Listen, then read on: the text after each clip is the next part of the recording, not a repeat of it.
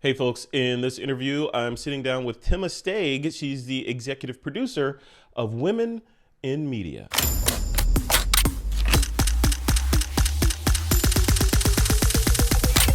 This is TWiP.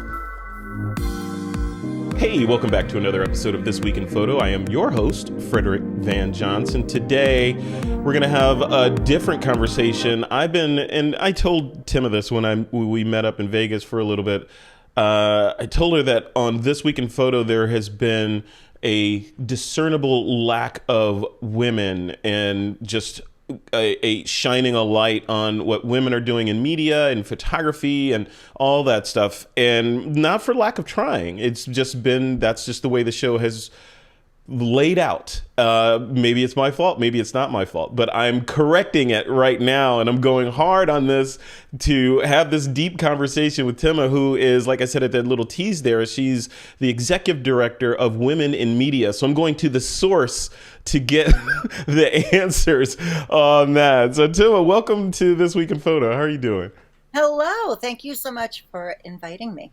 No, thank you so much for making the time to come on. This is going to be a good conversation. You and I were just joking back and forth before I hit the record button, and I feel like this is going to be one of those interviews, right? The ones that people are like, did they just say what I think they said? Yeah, they said that. So yeah, I've been known for my subtlety, so it's going to be good. Yeah. I can tell by the hair color, right? Yeah, you get my natural red hair. Yeah, mine's red too. I just cut it off. Yes, I can tell.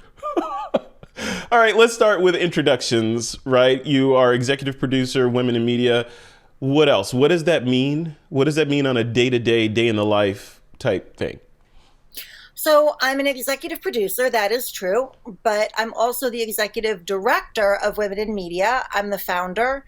We're an organization for women and gender nonconforming people above and below the line. So for those who don't know what above the line is, that's producers, directors, and writers. Below the line is the camera crew, the art department, the whole gamut of people working below the line. Also, people in post-production and any other department, everything in between. So pretty much everybody behind the scenes. We don't really represent actors. There's lots of organizations that do that, but that isn't us. And our goal is to get 40 to 60% women in every crew, every department, every show in the entertainment industry. And we've done a pretty good job of moving us in that direction. We're not the only organization working towards this end, but we were certainly the first to kind of wave our hands in the air and, let it be known that there are a lot of women to hire, not just at low budget indie level, but also very, very skilled and mid-career women who could be hired at the studio and larger budget television and independent films level. I want to talk about that flow a little bit, but let's set the stage percentage-wise. So if we're looking at, say I'm watching the latest Doctor Strange film, right? I'm in the theater, I sit all the way through, I watch the little post-credit scene or whatever. But they have the credit roll, and all these names are flying up. I'm like, really? It took this many people to make this film? So yeah. all those credits. So if you take out of that, like you said, the actors, because you're not really, concerned with that at this point, right? So you take the actors out of that, and it's just the behind the scenes people, quote, just the people that make the thing work. A few hundred people. yeah, that crawl that just goes on forever. What percentage of those people are female versus male? Well, is it 50? I didn't work on that 20? film, so I can't tell you personally. Sure. I'd have to do the math. And I know people at Marvel. I could ask them. I could find out those numbers possibly if they were generally speaking, an average. But I think it's actually Marvel's actually better than a lot of other companies. They've done a really good job of trying to get to parity. And I've spoken with folks there. They're very, very nice. I've spoken to Nate Moore, who's like the number 2 guy over there. He's a very, very kind, very sweet guy, and like super brilliant, like very, very smart guy. Nice. And they have a lot of women actually working in non-traditional roles, surprisingly. So like Black Panther was DP'd by Rachel Morrison. I don't know who DP'd Doctor Strange. I haven't seen it yet. And usually when I do watch, I watch the scroll on the credits to see what the numbers look like, how they shake out. And I have to say their numbers are looking better than a lot of other studios. I know Victoria Alonso, who does their post-production, their visual effects, has no problem finding women for their post-production. Yeah. So I think they're one of the better companies, certainly. And a lot of companies are working very hard to get to parity. We've been partnering with so many companies behind the scenes who have programs to filter more women, gender nonconforming people, and people of color into their above and below the line career paths, who are really doing a good job at that. And it's happening rapidly. I'm very happy to say it's really happening rapidly, this change in our industry. We've definitely been leading, when it comes to better inclusion, without a doubt. Absolutely. And that is where I want to get to. Part of where I want to get to in this discussion is why, and this is a lot of this is going to come from ignorance, right? Because I'm not in that industry, okay. Right? I'm not female, right? So I don't. So this is. I come from a really good, unique position where I am kind of in media, so I understand the lingo. I'm definitely a consumer of that, of media, but I don't understand from. What I want to understand better and what I want our audience to understand better is where those roadblocks are, right? So when in the creative world, one would think, okay, if you have the chops or if it's a creative type thing, you have the look or whatever, your book should speak for yourself. It shouldn't have anything to do with gender or the amount of melanin in your skin or your sexual orientation. It should be about the work itself. Where do those barriers show up for people that are trying to get into the industry? So this is not just a film industry issue. This is a systemic problem in the United States, right? It's across industries.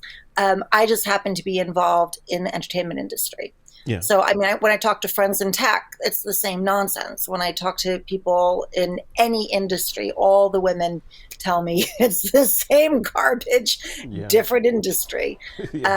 And the problem is, I can speak to the film industry in that women have always been making independent films. Like women have always been working in the film industry. It's when you get to the bigger budgets, the bigger toys, it becomes a bit of a barrier because people don't want to trust women with those kind of budgets, or in the past anyway. I think that's changed significantly over the last 5 to 7 years. But it can still be a little bit of a problem.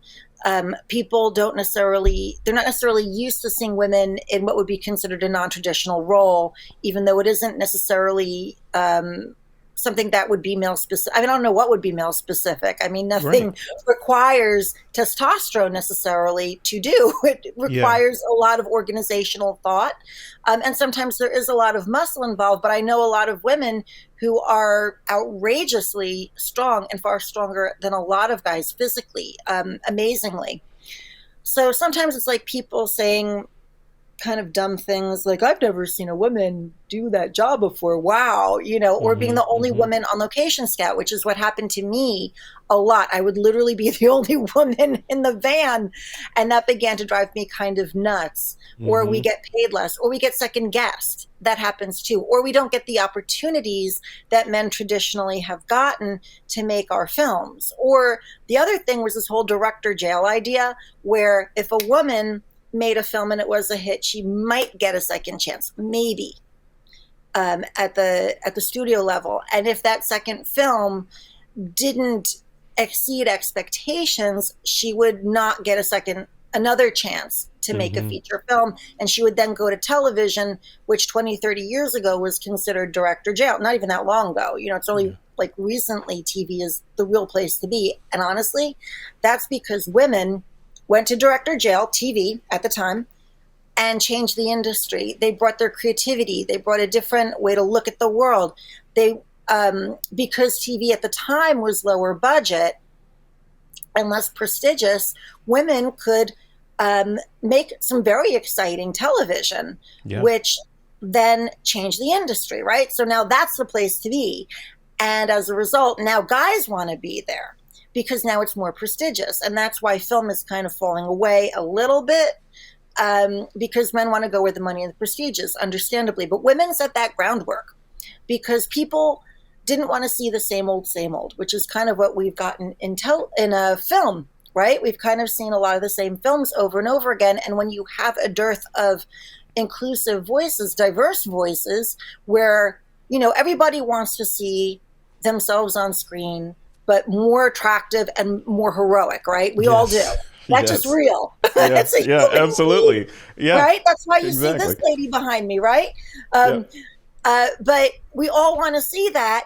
And when you only get this one point of view, it gets boring for everybody else. We've seen it. We've seen it over and over again. So once they the same hero's journey over and over again, the same one. Yeah, because it's like it got to the point, and it still is for a lot of films, where the first 10 minutes I can tell what's going to happen. He's going to kill her, she's going to fall in love with him, and he's going to have some challenge and overcome it, and at the end he's going to be a hero after he discovers himself, right? And we're all going to clap and tell him that he's the greatest thing since bread got sliced, and it's like, the audience is told that we all need to fall in line with this, and frankly we're all a little bit cynical and we're not that interested anymore.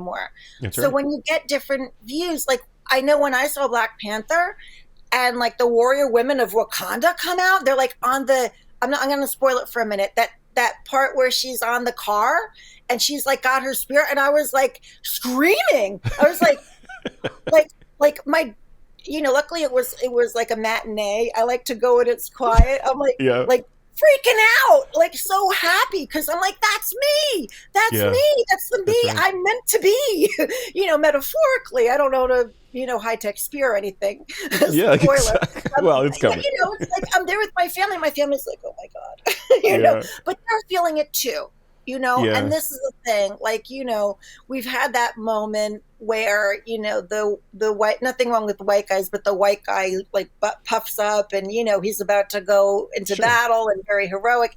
And, we can all identify to some degree, be like, yay. But like the 500th time you've seen that, you're like, we've seen that story. Show us some different stories. I wanted to dive in to the gender piece of it a little bit, from the standpoint of relatability, right? So I was having a conversation with a wedding photographer. I've had many conversations with wedding photographers on the show, but this conversation was about, can women photograph a wedding more or better than a man could do it? Traditionally woman, male, whatever, right? So is the fact that women are more aligned with brides and all the things and what a woman might want at a wedding and the whole thing's for her anyway, that they can capture that event better than a man can do it? And I was speaking to a man at the time, and he, 30, 40-year wedding veteran, was like, I don't think so, except in the circumstances if you have a bride that's nervous to have a male in the room during the time she's getting ready and that sort of thing. So I'm wondering how that translates over to like the film world and movie making and television. Are there certain situations and plot lines where a woman's, I don't even want to say intuition, but a woman's life experience might be more appropriate to tell that story more effectively than a man, and vice versa? Right? So same for the men. Do you think that's a thing, or is it just imagined and men can tell stories just as well as women, vice versa? I think it's a great question. For one, I can tell you in the audio world, women would much prefer having a woman helping them get their lavalier mic on. Fact. Yeah. So when you have actresses, you should really consider having women in your audio department. Absolutely. And other departments where it's a little bit sensitive. So if you know that you're going to have a love scene, you really want to have some women on set. I've been the only woman on set, and I had to insert myself during a love scene with a young woman. She was like in her early 20s, and she was literally in like flesh-colored underpants and the little boopy pads that they put on your nipples. And there were a bunch of these lascivious guys. They were just kind of whatever, but they definitely were a little creepy, to be honest. And the director turns to the DP and he's like, "Oh, I remember back in the day when my love was hot. Like, I don't know, some awful comment. He Yeah. was just not being circumspect. Yeah. Yeah. Just Not reading the audience. not a great vibe on set. Terrible. And if you want to really draw a good performance out of your actors, I think you need to be sensitive about who's on set with you. Now, in terms of who can tell what story, women tell great stories about men and machismo as much as men tell rom-coms. I think it's really an individual thing. I think like Paul Feig makes hysterical films about women. Like Bridesmaids is hilarious, and really on the money. But then, Catherine Bigelow has been making these very macho, dude, testosterone-driven films for decades. Near Dark is phenomenal. Not to mention Zero Dark 30 and, all the other films that she's made. So I don't know that it's necessarily gender specific.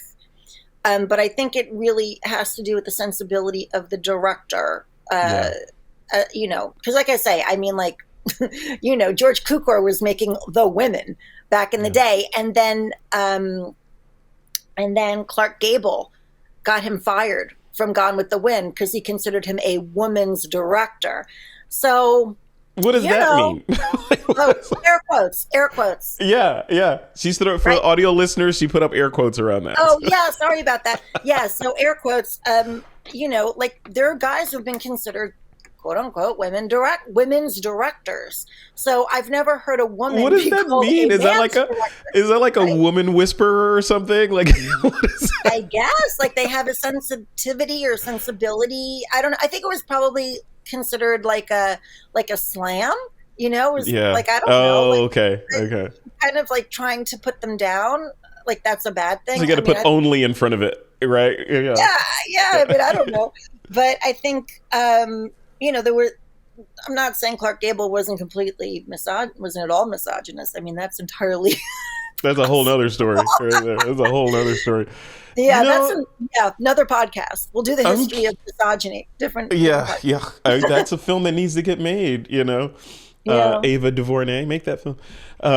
But what about the so that's gender, right? What about if we flip the page to race and storytelling from a racial or cultural perspective? For example, lately I've been seeing a lot of really amazing films and streaming series that are focused on a real look at Asian culture. Like Pachinko is one of them. Tokyo Vice is one of them. There's just these, Crazy Rich Asians, these kinds of shows that aren't using these old tired stereotypical tropes about Asians, for example, in that case, African Americans, Black people too. We see these all over the place, these new films that are coming up that actually show the real deal versus the stereotype from whatever culture's perspective. Through that lens, though, the question goes back to that whole gender thing. Can a race A make an effective film highlighting the struggles and the nuances of race B? Or do you need race B to tell race B's story?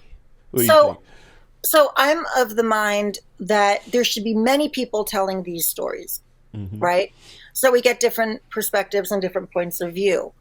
I think, does there need to be a level of sensitivity? I think if you want to make a good movie, yes. I think you need to certainly have people on board who are going to keep you on the straight and narrow. I mean, and it really depends on the kind of movie you want to make, right? Do I think that just because we didn't live in the 1800s doesn't mean that we aren't able to put ourselves into that kind of mindset to be able to do a good job with a different culture, a different time, a different era. I don't think that's impossible. That being said, I would love to get the perspectives from people of color on white America. You know what I mean? Like, why how do you not? see it? How do you see it? Because you would never, like, on a day-to-day basis, you wouldn't necessarily see it through my eyes, right? Or me through your eyes. Like, how can I see that through your life? In your eyes. All of it. What I'm saying is there's room for all of it, So I think we come from this this idea of there can be only one sometimes, where it's like, only one is going to make it through the gate. So we have to really focus on making sure that one is going to be accurate and well done. And I think we're living in a world now where clearly there's room for a lot more. So it's like when Tom Donahue did the documentary This Changes Everything, which is about women directors, and everybody got up in arms. They were so angry because Gina Davis was executive producing it, and they were like, why is she doing this, and then having her film directed by a man? And I actually reached out to Tom because I knew there were a bunch of women who are tackling the same topic about women directors. So it's like, okay, so, we can't do anything about your agenda. And clearly this could come from 50. I want to see 50 of these films, right? There could be 50 different opinions about women directors. And, and I actually went to him, and I didn't know him at the time. I reached out, and I'm of the opinion that we shouldn't necessarily shame people unless they're really worth shaming. Some people are like, they really deserve it, like Harvey Weinstein, shamed for life. Yeah. But, like Tom means well. So I reached out to him. We took it offline. And I said, hey, we can't do anything about your gender, but what do you think about hiring women in your crew? Who's your DP? And he said, oh, well, this guy Stefan is my DP. I said, well, what if Stefan gets another gig? Are you adverse to hiring women in your crew? And he was like, that's a great idea. Yeah. I just don't know that many. And that was partly why I had to really move forward, full-throated forward on women in media, because I realized there was a real hunger to hire more women in the crew. So I was like, I had to hook my friend Tom up now. It's like I was the one pushing him for more women, and I had to help him find some women in the crew, which is where women in media really got pushed. So I think because he had the topic and he had a really good perspective and he has a really good team, he was able to broaden his team, and he landed with 70% women in his crew, which he was very proud of. Wow. And he was like, I was so mad. I wanted it to be 90, but some of these ladies have male hairdressers, some of the actors. And I was like, oh, what can I do? You're still an overachiever. So good job. That's good. You're moving the needle, though. That's important. The whole just shining a light and then seeing the change happen. The other piece of that is, and we could talk for hours on this stuff because I have so many questions. Because one of the questions is, I think this came up in, God, there was this movie, you may remember. It was a series. I don't know if it was Netflix or HBO Max, but it was one of them, and it had Renee Zellweger in it, in a fat suit, playing this. Did you see that film? Well, she's playing this woman who did all these, these kind of. She's like a housewife type, but was committing these crimes Bridget Jones' Diary? Maybe no. The audience will correct me in the comments. But the controversy was around her putting on the fat suit. And how it was, insulting to people over a certain weight or whatever, which I thought was, ridiculous, because the person that she was playing, she was basically mimicking that person and putting her acting chops into the suit. But it got me thinking, especially in advance in preparation for this interview, like that mindset of, hey, get a real heavyweight person to play that role. We see the same thing. That was a whole argument around whitewashing Hollywood, where remember David Carradine in Kung Fu. The white guy playing the karate expert somehow, right? We see that a lot. Zen master. The Zen master. Yeah, we see that a lot. We even saw that in the first Doctor Strange with I forget what the woman was. Who played the. Yes, she played the master of the whole thing. But, I'm wondering, fast forward to today, what does that look like from an inclusionary standpoint? Because you have to overlay inclusion with sensitivities, right? Yeah. So for example, if you're going to create a film that's somehow related to transgender, do you... And you could get an A-list actor. It's a big budget film. You could get an A-list actor to play the lead in there, which is going to generate a certain amount of ticket sales and success of the film. Or you could get a talented actor who has chops to play that role, who happens to be transgender. Which is the right move for that? Do you go for the talented Tom Cruise type? who you know is going to bring it in, or do you gamble on somebody who is more genuine to the role, still could play it as well as Tom Cruise, but I don't know. Like, how do you think about that? Well, first of all, I'd love to see Tom Cruise, in makeup and heels. I'm all for it. I have no problem. I would love There's got to be a tape. There's a tape somewhere, I'm sure. Please send it my way. I will be highly interested. But that being said, I think the issue is part of the issue is that there are so many people who deserve their shot, right? Yeah. Who are differently abled, transgender, so many things, right? Yeah. And why not give them their shot and make them a star? Why not? Mm-hmm. Why does it just have to be the same few stars? Well, channeling Jerry Bruckheimer, right? I would say, well, money, right? That's a $3 million film with an unknown, lead talent, or a 30 million, whatever, That's not a Jerry Bruckheimer film. He's going to make something where things get blown up and stuff, right? Like, that's not his wheelhouse. It's really not. Although, if Jerry wants to take a dive into something different, I'm here to help. You know what I mean? Well, Jerry could make the first, or the first that we know of transgender film, action film, with a lead transgender person in blowing up stuff, right? We haven't seen that yet. So in that example, does Jerry hire Vin Diesel or Tom Cruise or somebody like that to play the role of this person? Or do they hire John Doe or Jane Doe? I have to read the script. I don't know.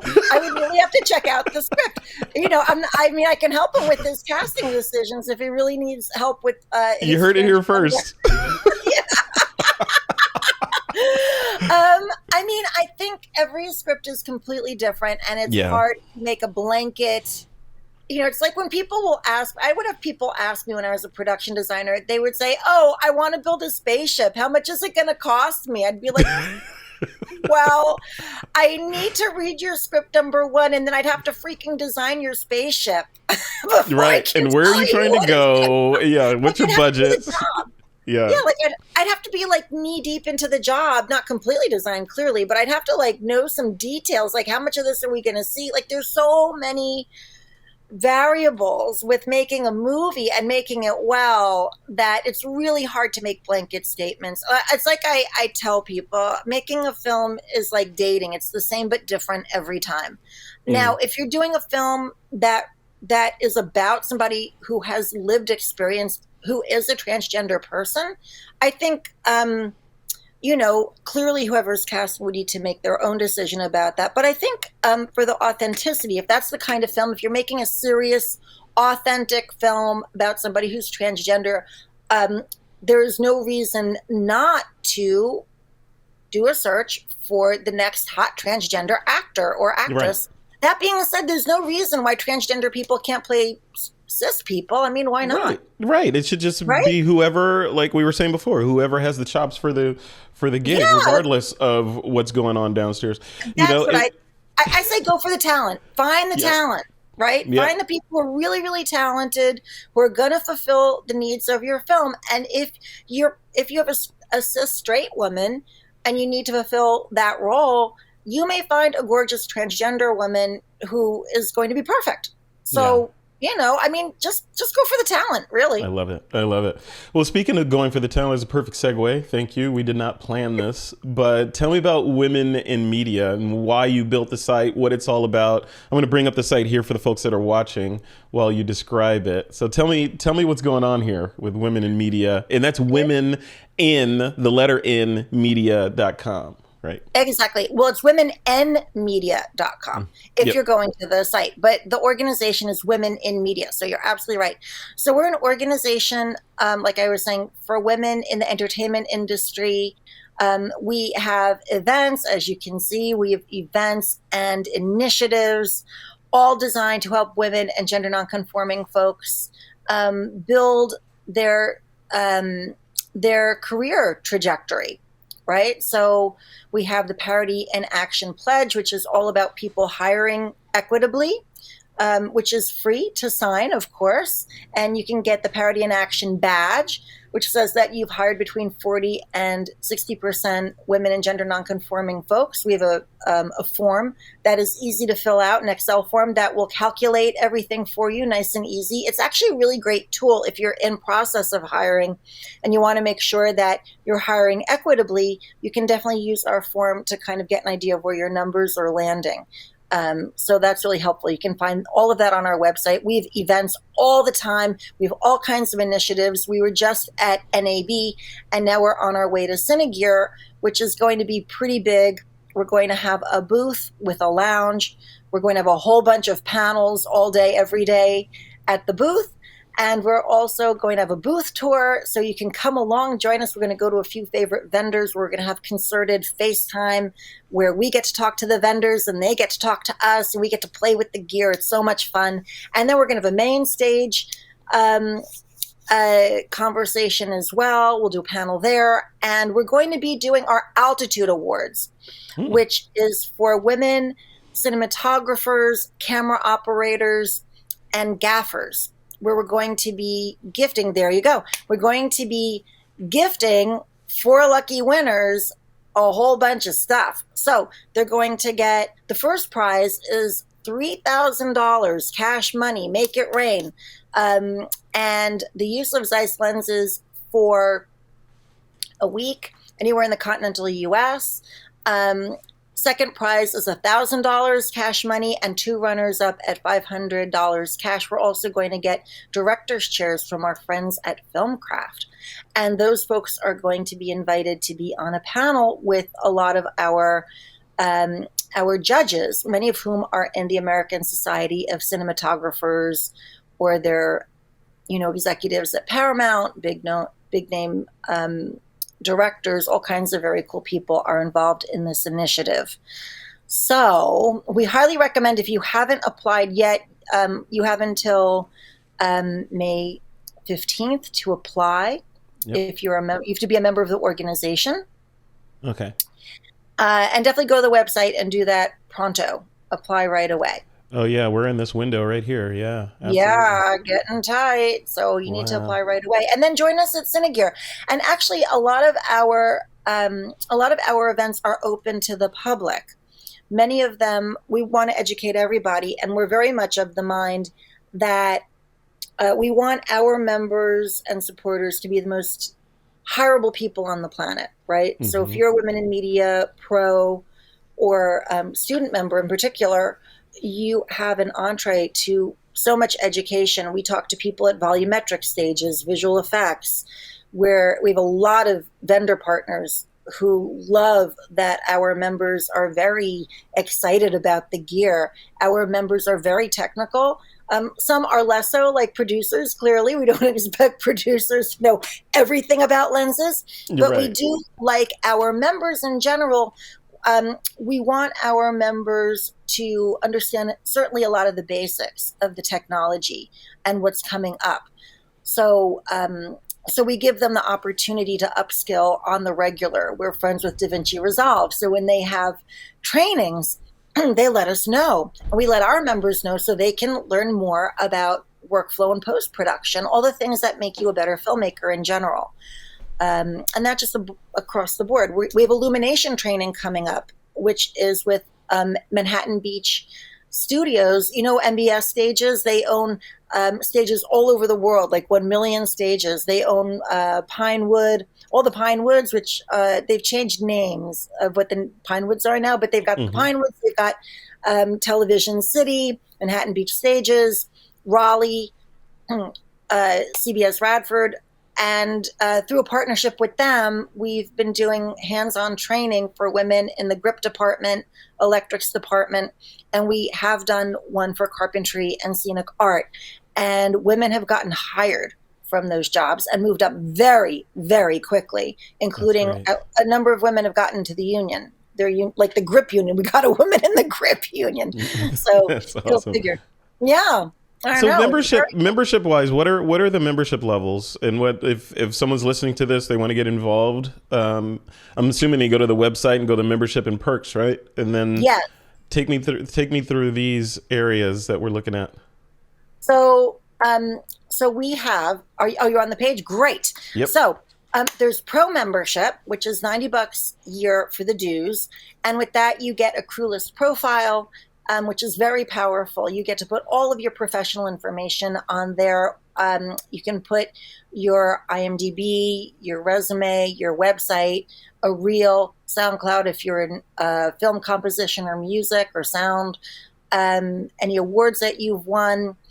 And people do search our website, and you can also have that URL in your signature. So people can find all of your professional information on one attractive page. You don't have to send them all these like ugly links, and they don't have to go hunting for you. It's all right there. Make it easy for people to hire you, as easy as possible. And people want to vet you 7 different ways till Sunday, especially if you're female. They're going to want to like really know that you've got your chops, or that you're at the level that they're looking to hire. Because sometimes they don't want someone who's, mid-career. They want to hire a PA or whatever the case may be. And we make it as easy as possible so people can't use the old garbage excuse that there are no women to hire. I don't know any women. There are no women cinematographers. All this nonsense that we've heard for so long, which is absolutely untrue.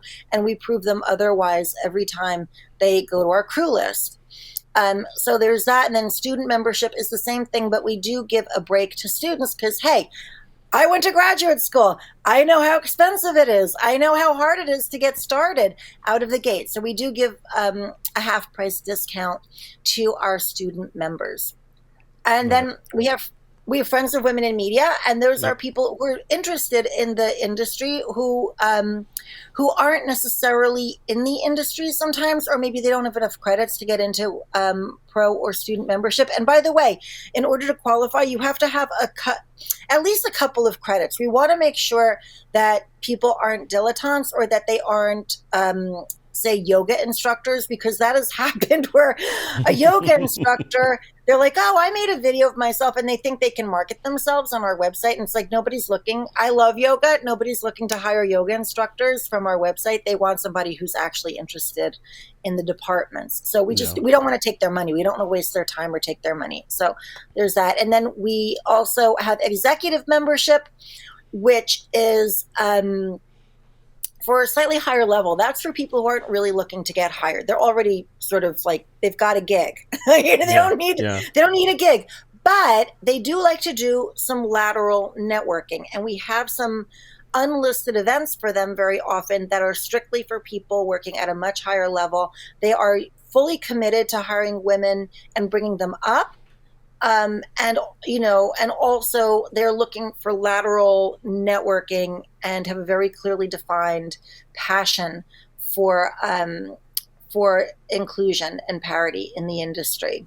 So they're a very special group of people. They're very, there's some sharp folks, very sharp cookies in that group. So if you're at that level, you're welcome to let me know. You could just apply straight off the bat. It's pretty cool. We have a lot of executives at different studios, as well as people working at a higher level and like academy members, that kind of thing. So they're people who have really quite made it.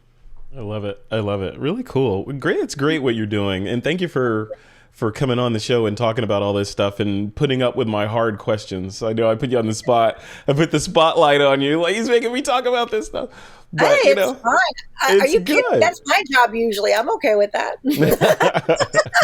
That is awesome. Well, Tema, thank you for coming on. I appreciate your time today. And then one last time, give folks that are watching, where should they go? Women in Media, right? Tell us the direct place to go to get involved.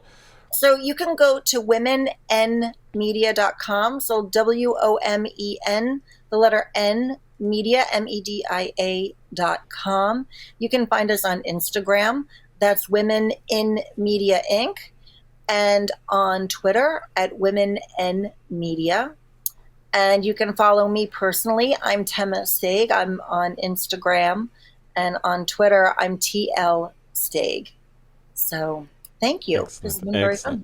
All right. This has been perfect. Thank you, Tema. We will we'll be in touch. We'll have to do another Connect discussion after I feel like I'm more engaged in this space, because I feel like I've learned so much, and I threw some hard questions at you, and now some synapses have started firing. I feel like we need to do this again to have a deeper level conversation. Maybe pick one of the tangents that we kind of glossed over and dive deep into it and have that conversation.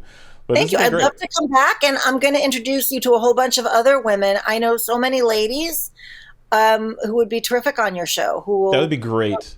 Who I think you'll really enjoy. Please do. Please do. Yeah, I would love that. Like I said, I'm trying to balance my waters over here too. So yeah, definitely. Yeah, I would appreciate the assist. And actually make a really good point in that's been a big problem, is that people's social circles have been more like a social puddle as opposed to a social pool. So a big goal of ours, which is what we do with Hire These Women and the Hire These Women initiative, is that we try to broaden people's social circles so that they do start finding people who they can hire in a broader way.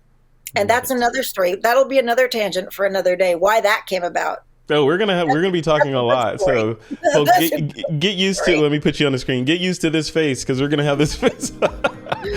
We'll have this face on the show a lot. All right, Tema, thank you so much, and you enjoy the rest of your week. I appreciate your time. Pleasure.